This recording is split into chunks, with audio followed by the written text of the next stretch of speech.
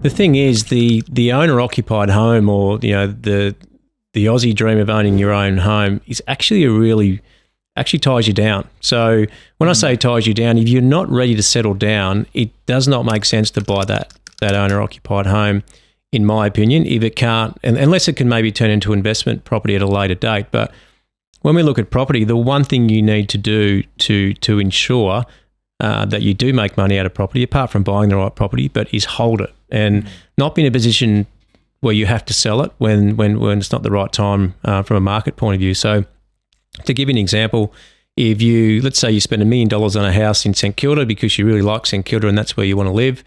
2 years later, I meet a girl from Queensland and I decide to up and move to Queensland, get a job in Queensland.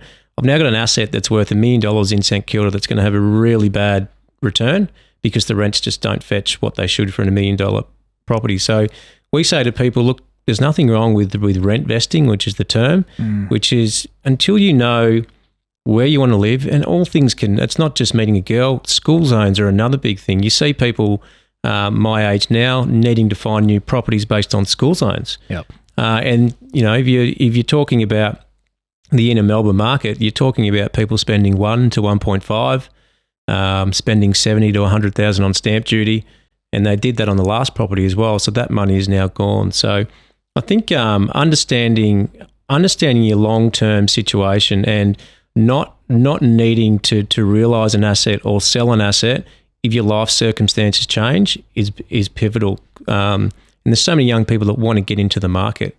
Well, buy an investment property, buy something that makes sense cash flow wise, which means you can hold it for at least 10 to 15 years.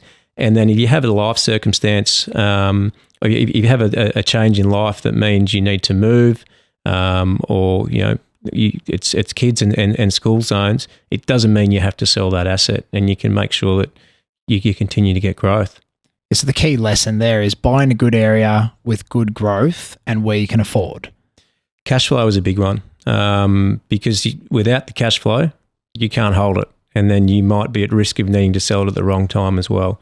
So yes, it sounds like the unicorn, but capital growth, cash flow, but get the right balance and understand what that balance should be, not one that's too good to be true.